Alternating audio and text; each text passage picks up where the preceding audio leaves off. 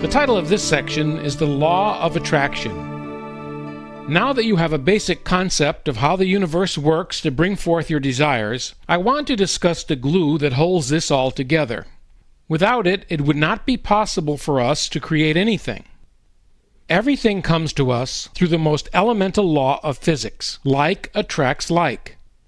Like attracts like is governed by an elemental law of the universe called the law of attraction or the law of cause and effect. Every spiritual and scientific teacher has tried to teach this law. They may have said you reap what you sow, or you get what you give out, or what goes round comes round, or every action has an equal and opposite reaction, but they're all saying the same thing. Even quantum physics now shows us how this law works on a subatomic level. The law is absolute. It has nothing to do with your personality, your religious beliefs, being a good or bad person, or anything else. No one lives outside this law. It's an irrefutable law of the universe. The law of attraction is as real as the law of gravity. Before the law of gravity was identified, nobody knew it existed, and yet everyone was still affected by it. Such is the case with the law of attraction. Most people are unaware of the mechanics of how it works, and yet everyone is still affected by it. And because of their ignorance, most people have become highly gifted at attracting an overabundance of results they would rather not have in their lives through the law of attraction. You don't need to know the mechanics of the law of gravity to keep yourself from floating off into space.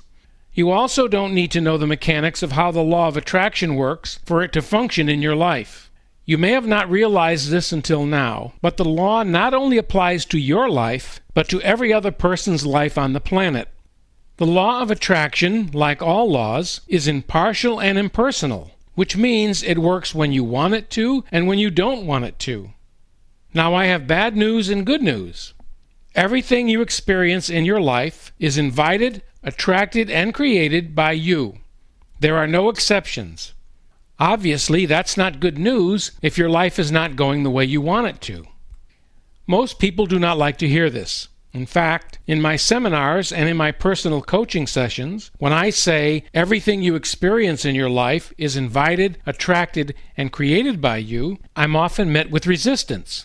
This is because most people have situations in their lives, now or in the past, that they claim that they did not want or do not want.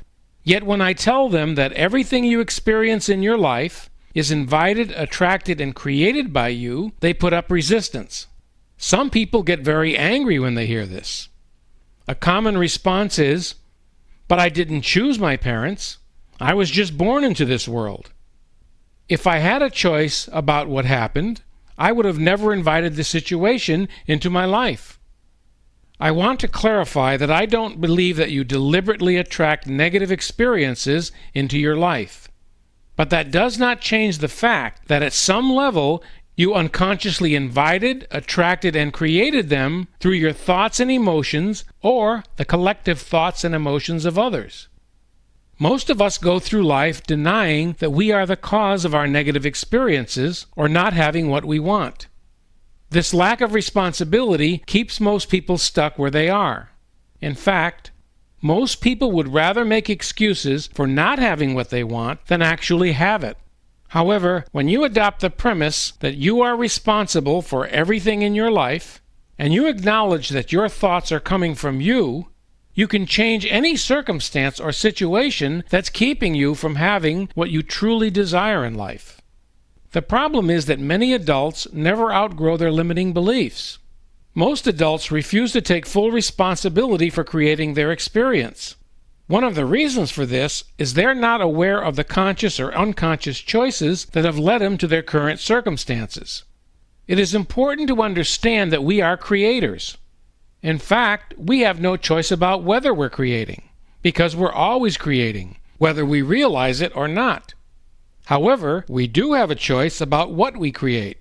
Unfortunately, most creations in people's lives are by default.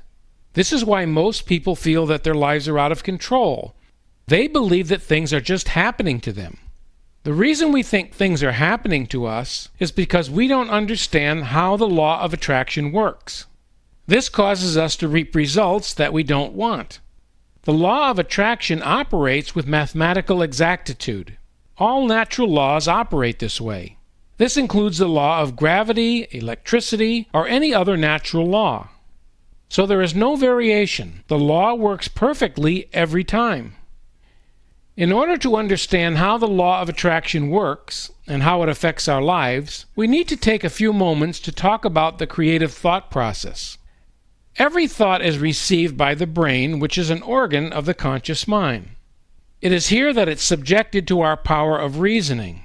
When the conscious or objective mind is satisfied that a thought is true, that thought is sent to the subconscious mind to be brought forth into the world of reality through quantum physics. As we have learned, whatever we focus on or give our attention to is created out of the quantum field. Once an idea or a belief has been accepted as true by our subconscious mind, it no longer is subject to any argument whatsoever. The subconscious mind cannot dispute it. It can only act on it. The subconscious accepts the conclusions of the conscious mind as final. When you think repetitive thoughts, they become ingrained and accepted by the subconscious mind, and the subconscious has no choice but to act upon those thoughts and beliefs. Simply put, each thought that you think has its own energetic vibrational frequency or vibratory pattern.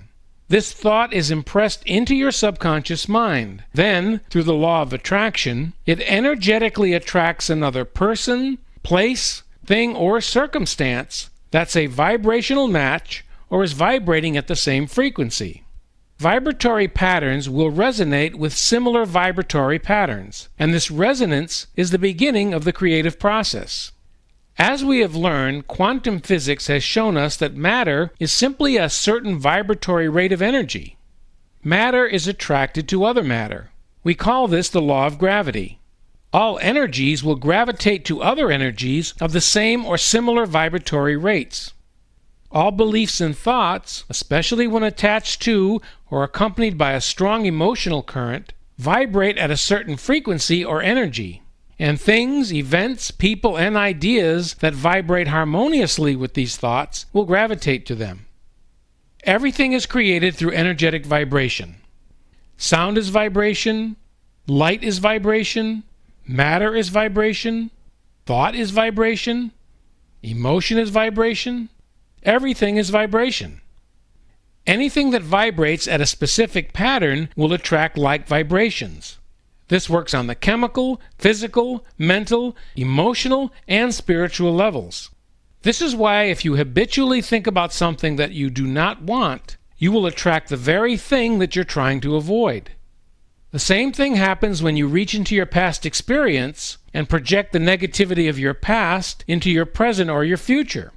You will attract more of the same thoughts from other people, more conversations, more evidence, more circumstances, and more events that perpetuate this negative thought. This works for both positive and negative thoughts. Whatever you focus your attention on causes you to attract more of the same thing. So the end result is that whatever you want, you will attract. And whatever you don't want, you will also attract. It just depends which one you're focusing on.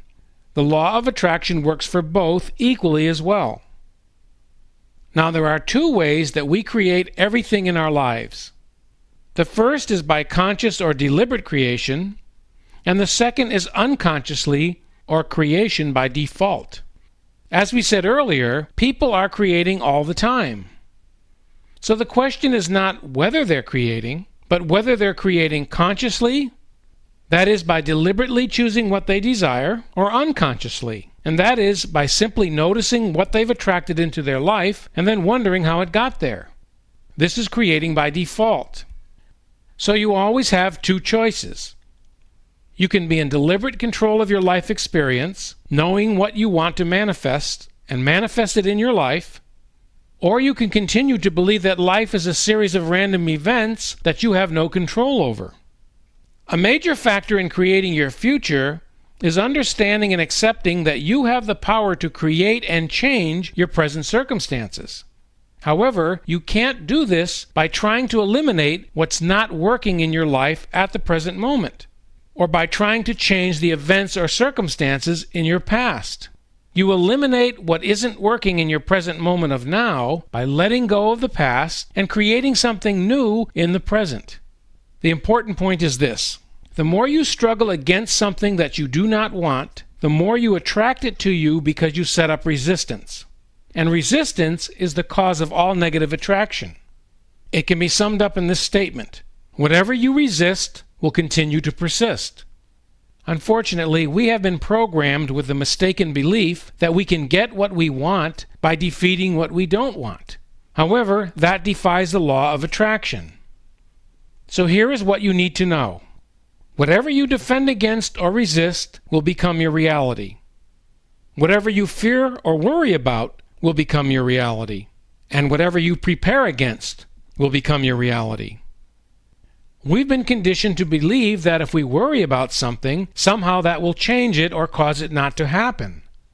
But what most people do not understand is that when we get into fear-based thinking, we set ourselves up to create exactly the opposite of what we want. As simple as this is, it is not easy to change. I think I hold the world's record for fear and worry. I used to worry about everything, and I kept creating the same thing over and over again. It took a full commitment on my part to change this destructive habit, but it paid off big time. Once I stopped focusing on what might happen or what I was afraid was going to happen, my life turned around dramatically. In fact, it was by far the greatest improvement that I've made in my life, and the one that has brought me the most happiness and the most peace of mind. If you think about it, there are only two states of mind. One is fear, and the other is faith. Remember when we said that a thought form is the mental aspect that precedes a physical reality? Our thoughts take form in our physical reality based on whether we empower the thought with fear or faith. When you worry, you act from fear, and you empower what you don't want to happen. When you act from faith, you energize the things that you desire. The challenge is that we're not socially encouraged to act from faith. One reason is that faith gets all caught up in religion. Yet faith has nothing to do with religion. Granted, there's a spiritual aspect to it, but faith doesn't have to be religious. For example, I'm sure you have faith that the sun is going to come up tomorrow morning. Or if you jump from a 15th story of a building, you will probably get killed when you hit the pavement. This has nothing to do with religion. What we're talking about is faith in the natural laws of the universe. When your thoughts are fear-based, what you are actually doing is projecting your thought energy towards some imagined occurrence that hasn't happened, and moreover, that you don't want to happen. And guess what? You attract the very thing that you don't want to happen. Then you say, "See, I told you it would happen."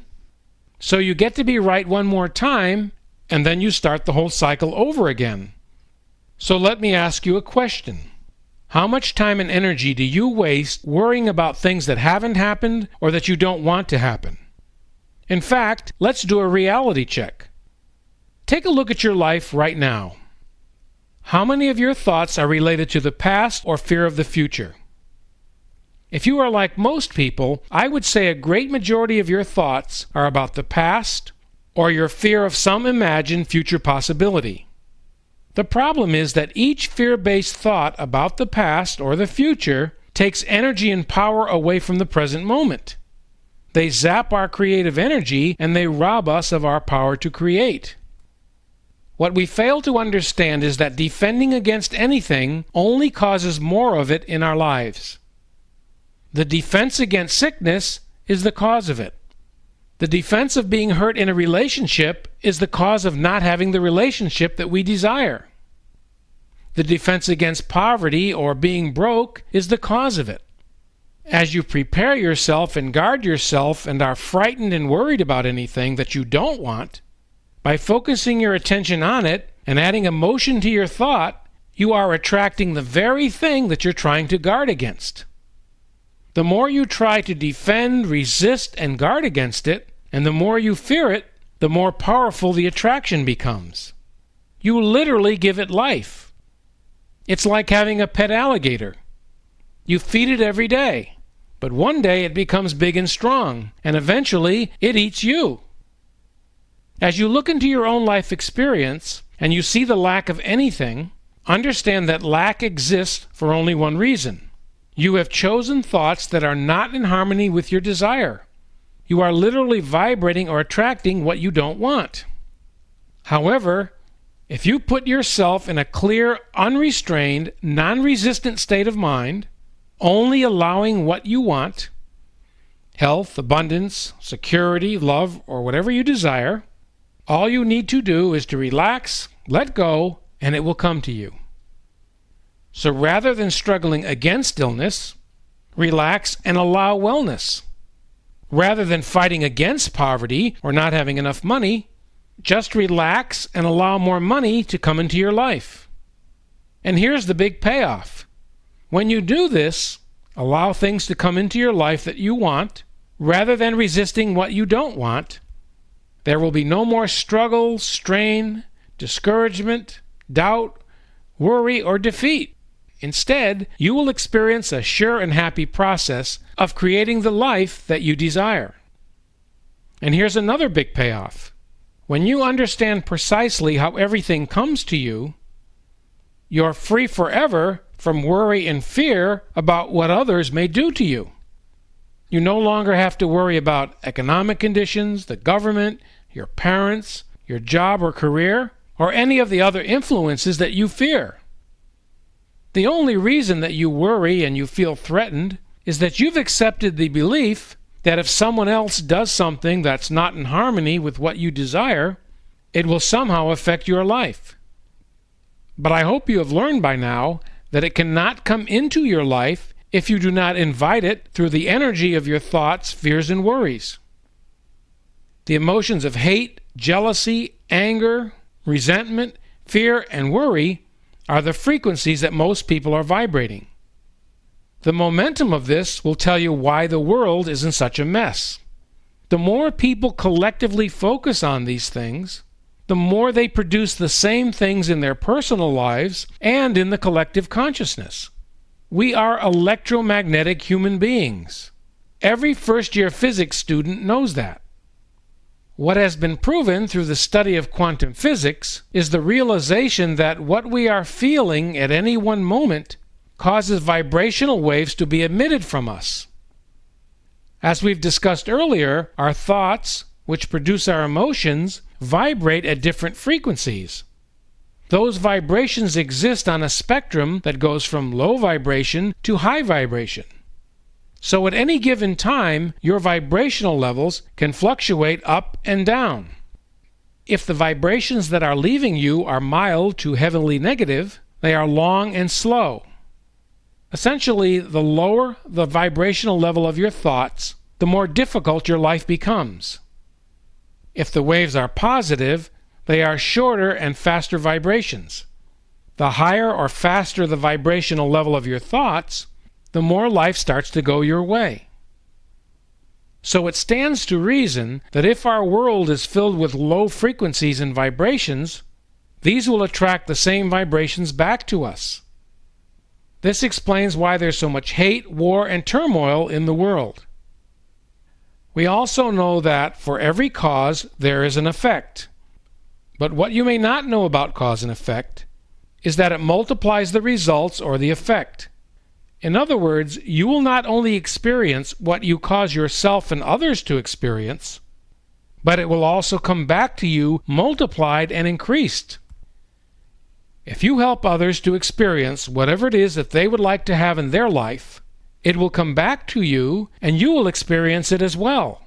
But as a bonus, you will experience much more than you caused others to experience.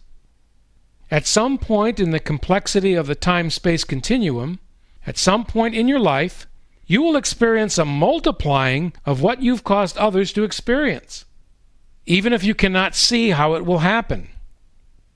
Remember, the entire universal system is one, even though it appears that we're separate. Because we are one, what you do unto others is literally what you end up doing to yourself. Since you know that everything is a cause that has an effect, ask yourself, what is the probable effect of what I'm being, thinking, saying, or doing in this moment? The answer to that question is what you will reap. Remember, you will not only experience what you cause yourself or others to experience, but it will come back to you multiplied and increased through the law of attraction.